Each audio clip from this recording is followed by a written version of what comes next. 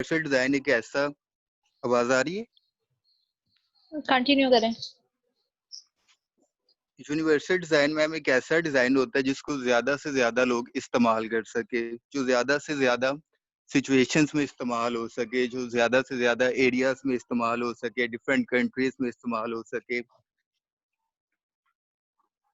A universal design is the process of designing products so that they can be used by as many people as possible in as many situations as possible। मतलब ज्यादा से ज्यादा लोग इसको इस्तेमाल कर सके, इतना कंफर्टेबल डिजाइन बनाना चाहिए हमें।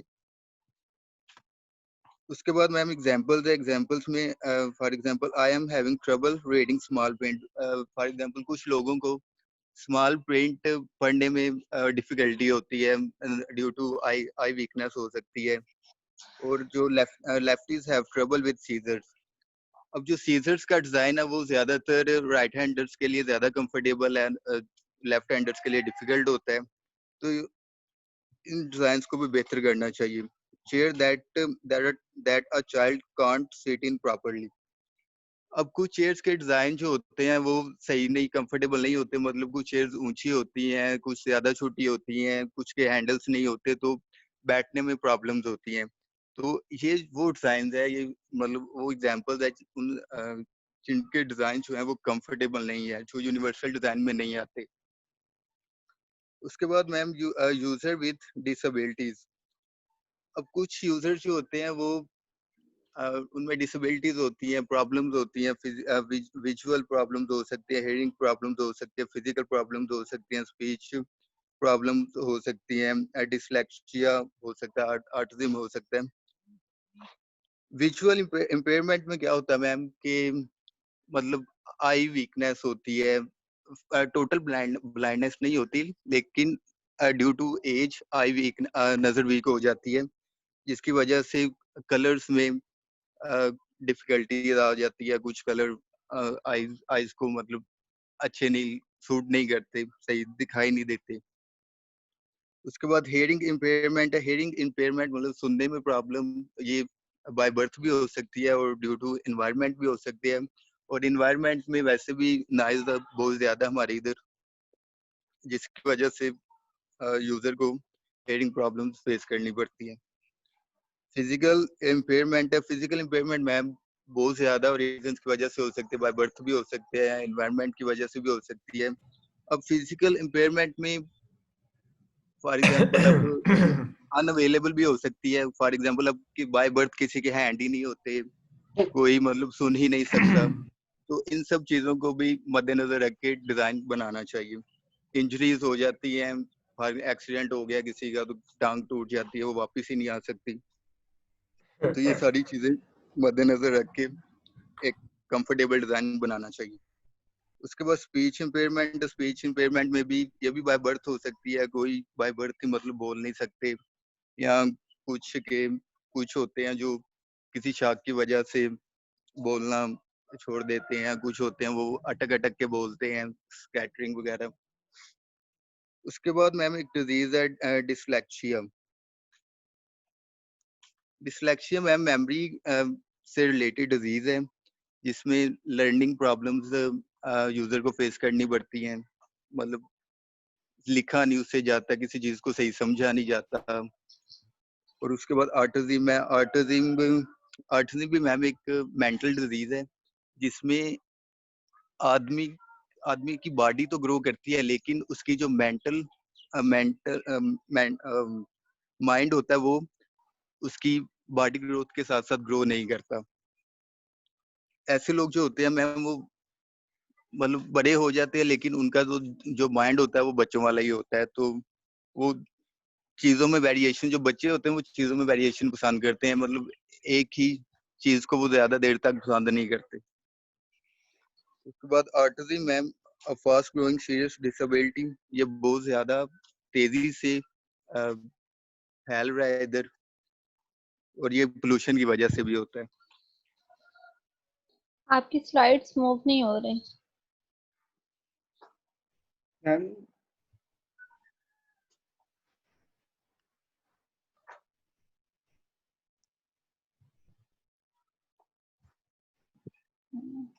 आगे अब सितार करेगा।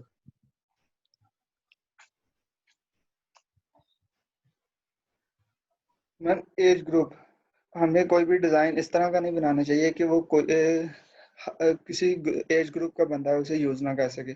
जैसा कि ओल्डर पीपल, हमें उन्हें भी ज़हन में रख के ऐसा डिज़ाइन बनाना चाहिए कि जैसे कि उन्हें प्रॉब्लम होती है, हेयरिंग में प्रॉब्लम हो सकती है, मेमोरी में याद रखने में चीज़ें मुश्किलात हो सकती हैं, तो हमें ऐसा डिज़ाइन बनाना चाहिए, यूनिवर्सल डिज़ाइन बनाना चाहिए कि वो वो भी इस्तेमाल कर सकें। और इसी तरह चिल्ड्रंस, और चिल्ड्रंस जैसा कि इन्हें आदत होती है कोई भी चीज़ इन्हें पकड़ाएँ तो वो मुँह में डाल लेते हैं। तो इस तरह का डिज़ाइन बनाना चाहिए कि वो उस साइज़ में बड़ा हो, ताकि अगर वो मुँह में डाल भी लें तो साथ कोई भी खड़ा हो तो वो उसे ले ले। इस तरह कल्चरल डिफरेंस, हमें कोई भी कोई भी डिज़ाइन इस तरह का नहीं बनाना चाहिए कि वो स्पेसिफिक नेशन के लिए बना हो। किसी नेशन के लिए बना हो, कोई यंग पीपल्स के लिए बना हो, जैसा कि ये गेम्स आजकल बनी हुई हैं पबजी, ज़्यादातर यंग लोग इसे देखते हैं, खेलते हैं। और जेंडर के लिए स्पेसिफिक जेंडर के लिए बना हो, या रेस, जैसा कि।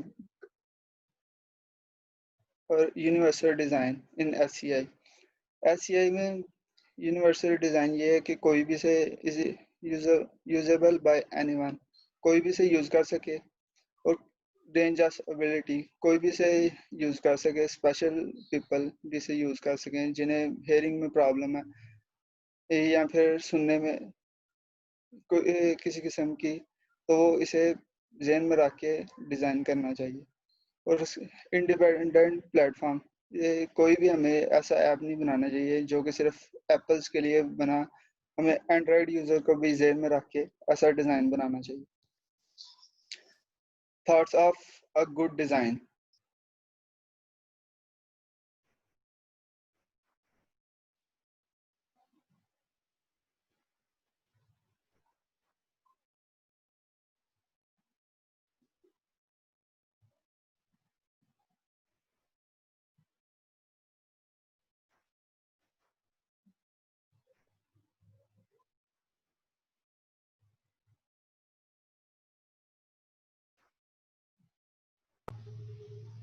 सरकार, आपकी आवाज़ नहीं आ रही।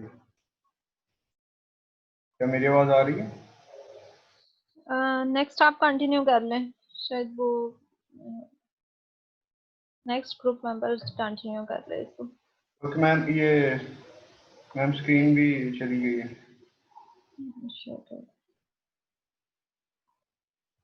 कौन शेयर कर रहा है? मैंने एक्सेस दी है, आप शेयर कर लो।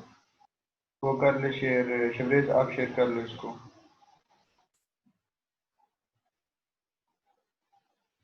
आप लोग की स्लाइड्स मेरे पास पहले आ जानी चाहिए, प्रेजेंटेशन से पहले मुझे स्लाइड्स भेज दिया करें।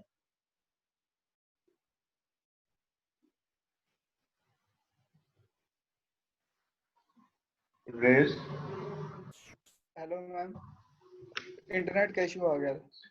ये स्लाइड शेयर करते हैं। Okay ma'am. Principle of universal design, late 90s में नॉर्थ कैरोलिना स्टेट में यूएसए में उन्हें कुछ ये फ्रेमवर्क्स रखे थे जिसको फॉलो करके एक गुड डिज़ाइन बनाया जा सकता है। और वो ये है प्रिंसिपल ऑफ यूनिवर्सल डिज़ाइन। इसे कोई भी यूज़ कर सके, फ्लेक्सिबल इन यूज़, मैम किसी भी एज यहाँ ग्रुप से का मैं हो। कंटिन्यू करता हूँ। ये प्रिंसिपल्स ऑफ यूनिवर्सल डिज़ाइन। अच्छा मैम, इसके लेट 90s में मैम नॉर्थ कैलिफोर्निया ने 7 प्रिंसिपल्स जो है ना वो बनाए थे इसके यूनिवर्सल डिज़ाइन के। इन प्रिंसिपल्स ने हमें फ्रेमवर्क दिए जिनकी मदद से हम यूनिवर्सल डिज़ाइन को डेवलप कर सकते थे। मैम इसके जो 7 प्रिंसिपल्स हैं उनके ये करना ना, स्लाइड आगे करना। इनके मैम जो 7 प्रिंसिपल्स हैं, 7 प्रिंसिपल्स उन्होंने हमें दिए, वो उनके ये नेम्स हैं: equitable use, flexibility in use, simple and initiative to use, provide perceptible information, tolerance for error, low physical effort, size and space for approach and use। तो मैम सबसे पहले बात करें इक्विटेबल यूज की। तो इक्विटेबल यूज में means के ma'am ये सबके लिए एक जैसा होना चाहिए, सबके लिए इक्वल होना चाहिए, हर कोई इसे जो है ना इक्वली यूज कर सके, सबके लिए आइडेंटिकल होना चाहिए। और किसी के लिए मतलब इसमें कोई मुश्किल नहीं होनी चाहिए, जैसे कि कोई डिसेबल पर्सन है या फिर इस तरह, तो वो उसी तरह यूज कर सके जैसे कि दूसरा बंदा उसको यूज कर सकता है, नॉर्मल पर्सन। तो कोशिश ये करनी चाहिए कि इसमें इक्वालिटी हो। और दूसरा मैम फ्लेक्सिबिलिटी इन यूज, कि ये यूज करने में फ्लेक्सिबल हो, जैसे कि कुछ लेफ्ट हैंडेड लोग होते हैं, कुछ राइट हैंडेड लोग होते हैं, तो हर किसी के लिए जो है ना ये फ्लेक्सिबल हो। Simple and initiative to use, ma'am simple का मतलब कि जितना सादा हो सके इसको उतना रखें, यानी बिल्कुल नेचुरल रखें। जो आपके जहन में आ रहा हो आप वही एक्शन करें और आपको उसका वही रिस्पॉन्स मिले।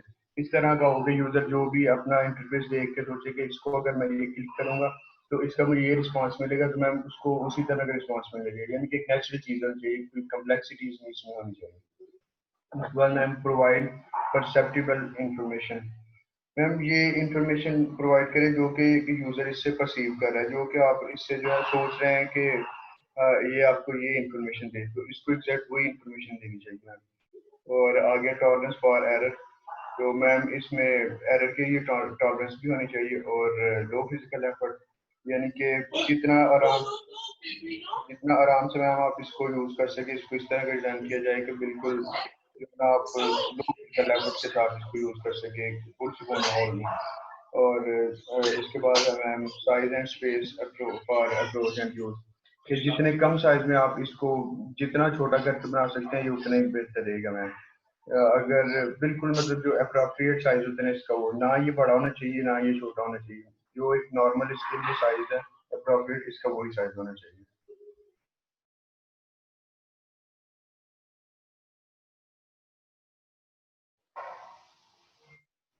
ठीक है, मैंने सारे एक्सप्लेन कर दिए, 17 आपने नीचे नहीं दिया मुझे।